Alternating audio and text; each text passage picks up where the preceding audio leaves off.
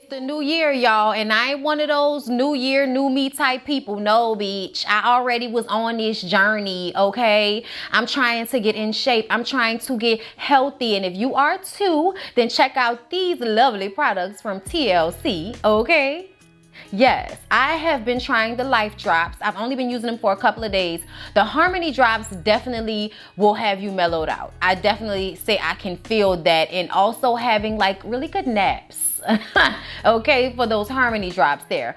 As well as the NutriBurst, which y'all know I swear by in the ISOT. All of the holiday food and alcohol, need to flush that out. Get that ISOT, y'all. I swear by it, okay? I'm not playing with y'all. We ain't all telling y'all about it for no damn reason, okay?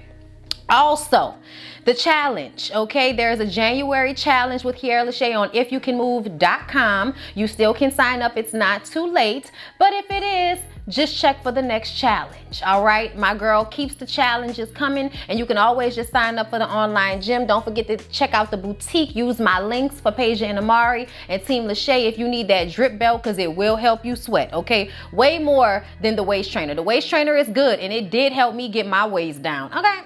I'm still working on it, but it did help, all right? So you guys make sure you check out those products, and please don't forget about Omiage.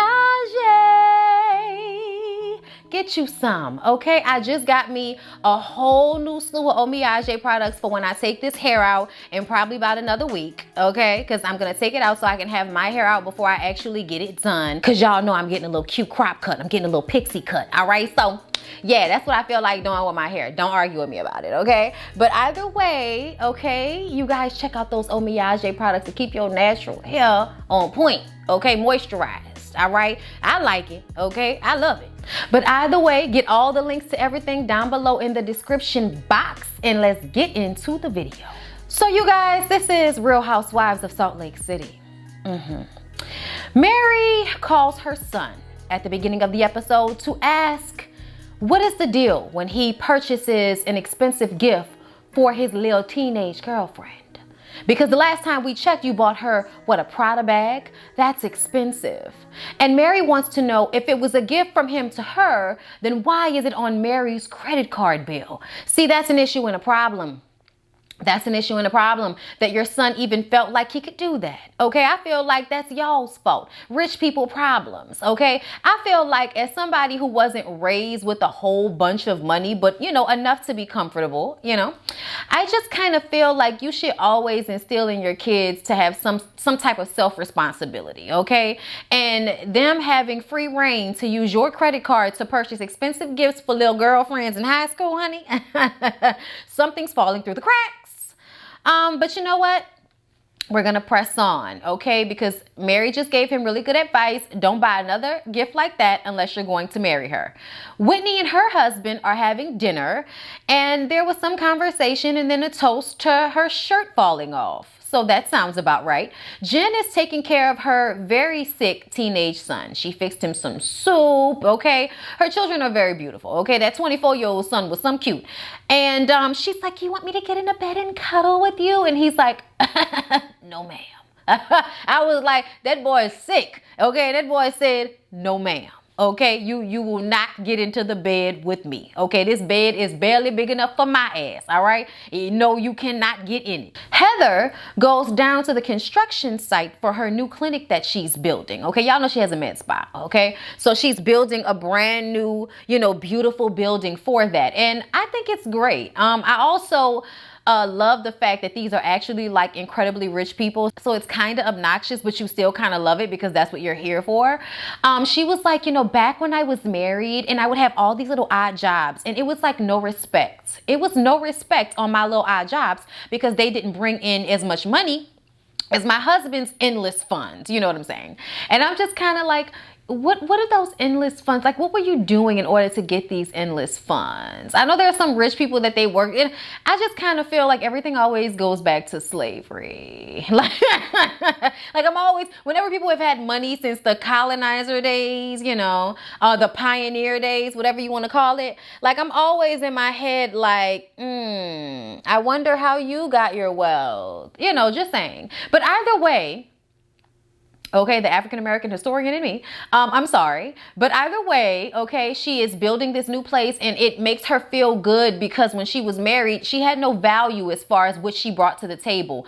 And I just want to say for all of us, women don't just want to have kids and get married all the time. That is not our only wish and dream in life. We, much like men, have dreams and aspirations and things we like and things we'd want to do. And we feel like having children should not stop us from those dreams. Hell, having a husband should not stop you from those dreams. You guys, I've been watching, Bridgerton, and between Bridgerton and the Mormon religion and what they expect of women, I am exhausted.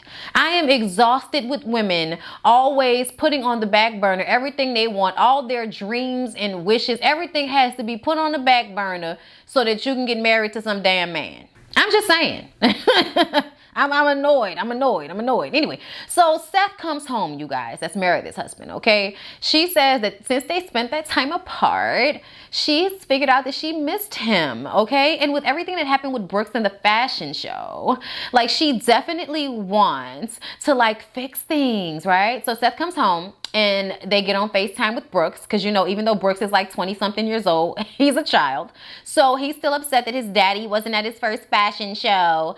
And she's like, you are really going to have to make that up to him. And he's like, well, I wasn't there because you asked for space, right? They're in the middle of this store. I couldn't tell whether it was her store or not, but they're in the middle of a store. And he's like pouring his heart out to her, like about to cry in a car and everything about how much he loves her, how much he wants to work it out with her. And once he said all of that, I was just kind of like, don't leave him hanging, Meredith. Don't leave him hanging, girl. And, she took a beat, which made me apprehensive. But then she said, you know what? I missed you. And I really do want to work it out. And I was like, oh my God, Meredith and Seth are going to work it out. I'm so happy for them. And they continue on this episode to be lovey-dovey. And you know what annoys me?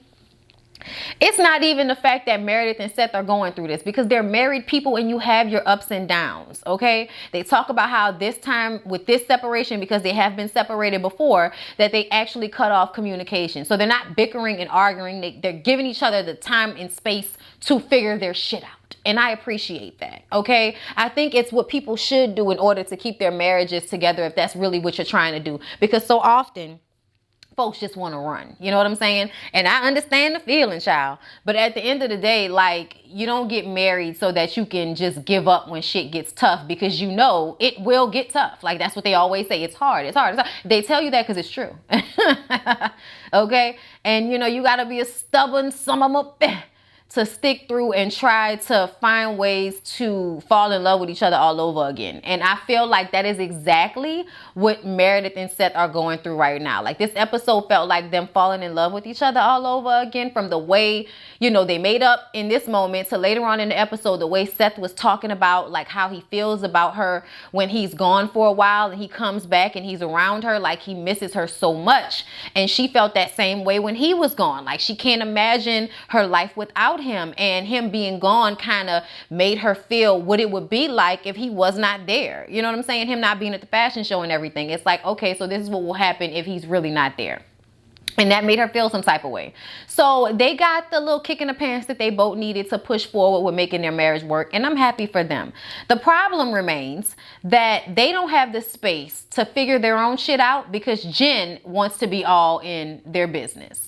Lisa and her husband John go to dinner, and oh my God, she's so excited that she was able to get a reservation at a restaurant that had availability, because she's like, I can get in any restaurant. And it was like all these empty tables behind them. So I'm like, you're telling us about how you can get into this restaurant as if you know what I'm saying, it was packed. Was it reservation only? Is that what I missed? It didn't look reservation only, but you never know. So she and her husband are talking about how much she works. Once again, topic of conversation once again.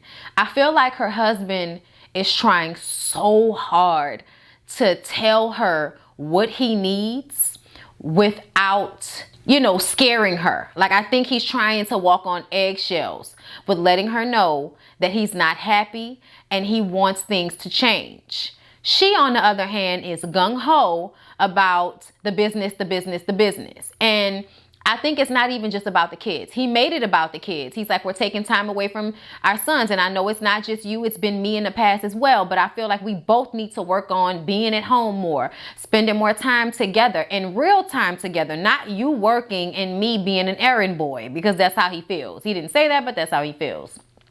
Either way, she just keeps making excuses for the business being what's most important. Oh, we should just bring the kids into what we're doing, you know, bring them into the business. It's like, that's your way of not having to actually give them any of your energy and time. It's your way of being able to still do what you want to do and just have everybody in the room with you, so it makes you feel as if y'all are spending time together. But like John will say later on in the episode, you think y'all spending time together is you working and asking him to get you something to drink and him getting it. Like, that's not spending time together. That's not focusing on your husband. That's not focusing on your kids, Lisa. And it's obnoxious to me, because I feel like, I get you crying about your kids and you want to be there for them, but you also are very driven as a woman. I understand that, honey. But I feel like, woman and man, everybody needs to be taking the time to make sure they show up when it's time to show up. Okay? You have to have some time that is designated to your family and not always business, business, business. I mean, he even asked that she just stop taking emails after 11 o'clock at night. And she's like, I just need to get it off my plate. And he's like, no, if somebody sends you an email at 11 p.m., they're probably prepared to wait until the morning for a response. So that is what you should do.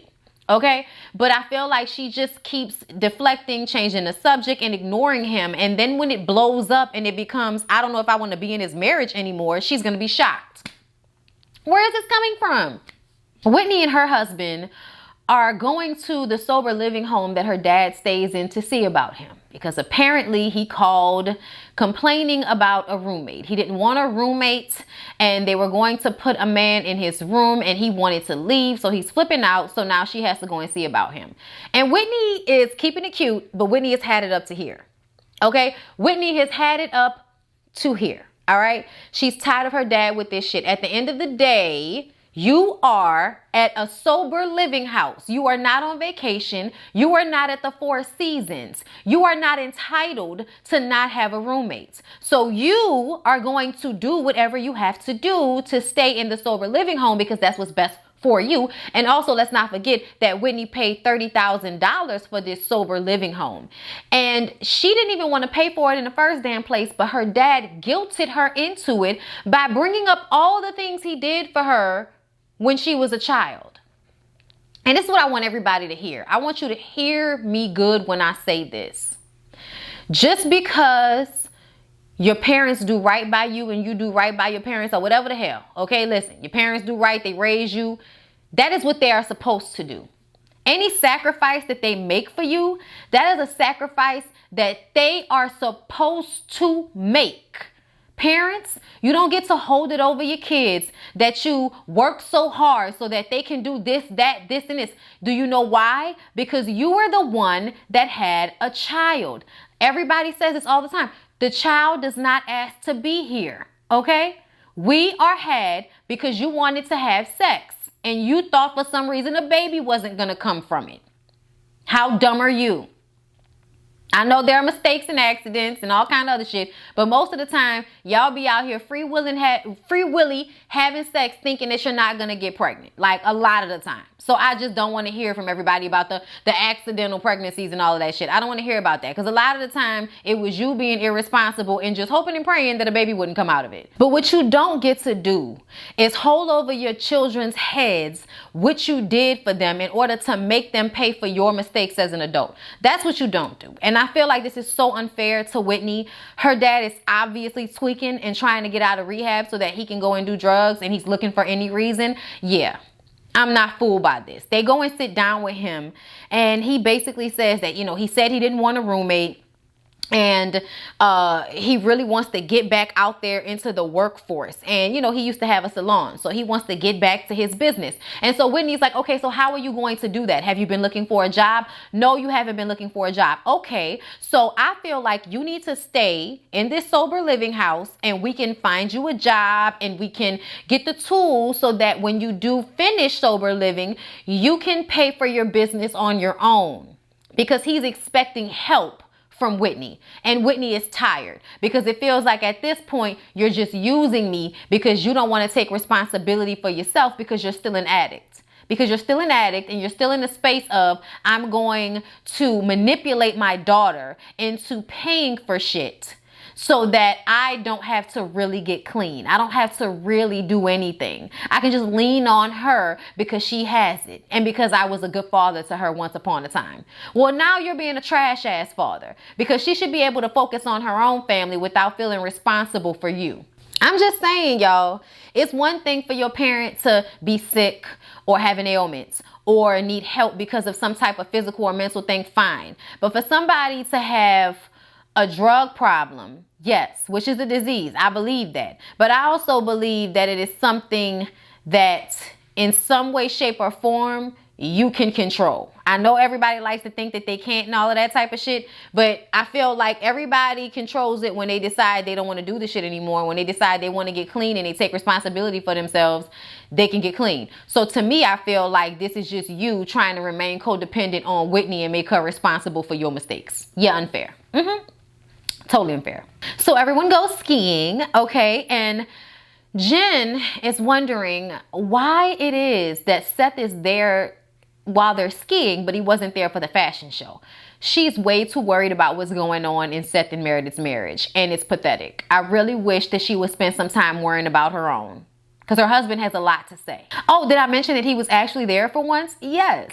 You would think she would be only focused on him since, oh my God, he's there. Of course, Heather has to keep mentioning that she's single and skiing alone, and you know, it's just like sex. I'm just like, Heather, we get it. You don't have a man, honey. Like, let it go. Whitney is wondering what's going on with Seth and Meredith as well because they're being all lovey-dovey, and Jen just insinuated that Meredith was cheating on Seth or maybe had another guy. So now Whitney is worrying about what's going on as well. And I just kind of feel like Whitney was being messy too.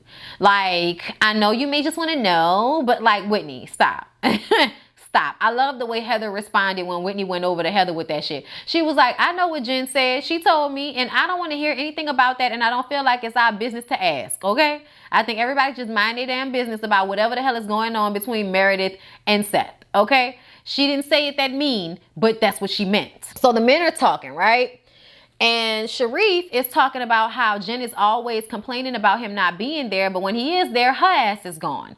So it's like, why are you complaining, you know, like me being gone isn't the same as you being gone? And I'm like, Sharif, you're full of shit because you're always gone. She's home and you're always gone. I haven't seen her leave to go anywhere really yet, okay? So I just kind of feel like he's trying to act like it's the same when really it's not, because her business does not take her away from the home all year round the way yours does. So him trying to make that equal was just stupid to me. They also talked about how they had their first date and how she brought all 41 of her family members with her and made him pay the bill for everyone, and that was the test. I was like, the things men will do to get some exotic snatch. Just saying. Also at dinner, the men were talking about the differences in religion. And if I'm correct, is it the Mormon religion that can't drink tea? Okay, listen, any religion that tells you not to drink something that's good for you, like tea, yeah, I don't know whether that was Jewish or I think that was John. So I think that was the Mormon religion. It wasn't Seth, because Seth is Jewish. And of course, Sharif is Muslim. So everybody's kind of comparing religions and all of that and talking about how, you know, in definitely in the Mormon and in the Muslim tradition, it is okay to have multiple wives. And Jen is like, no, it's not. And Sharif is like, yes, it is, which made me feel like, child, Sharif definitely got him a woman wherever the hell it is he lives most of the year. Sharif asked Lisa about how she feels about being a Mormon, You can't drink alcohol, but you sell alcohol. Like, what is that about? She gives this long-winded, like, roundabout response that you can tell she's had to give a few times, but it still doesn't quite make sense.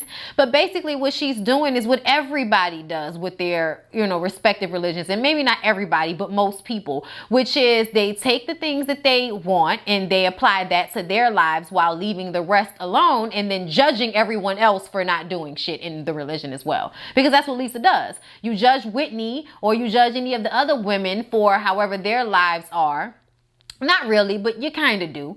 And then you turn around and sell liquor and act like, well, it's whatever I want it to be. Like, why is it whatever you want it to be when it's concerning your liquor business? But when it's concerning other people's business, it's, the Mormon religion and I try to be perfect and all of that bullshit. Like, I just kind of feel like Lisa's full of shit. That's all. That's all I'm saying. Lisa's a little full of shit. That's okay. There's always one of those. So at some point, they all separate, right? It's the part where they go into the jacuzzi and the men go and play a little game and they talk.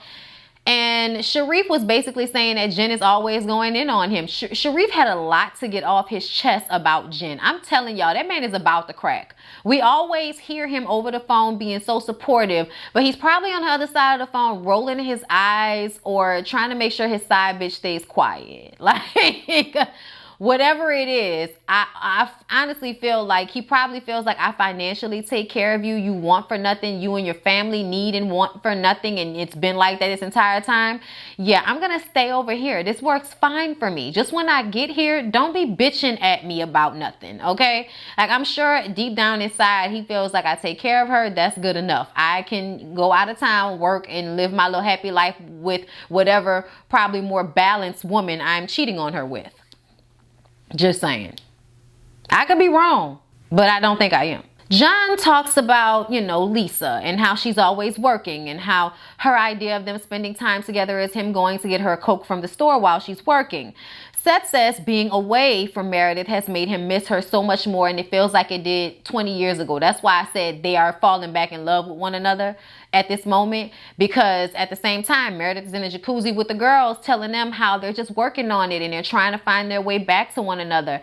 And she's being 100 about what she's saying, but she's not giving any detail. Jen is in a jacuzzi thinking that because she's spilling all of her tea, that's supposed to make Meredith give her all of this, detail into her marriage that she doesn't want to give. So now Jen is taking it personally. Now she feels like Meredith is pretending to be perfect and making her look like a hot ass mess. And it's like, well, Jen, you are a hot ass mess. If you weren't, you wouldn't be all in this lady's relationship and always taking everything personal. I mean,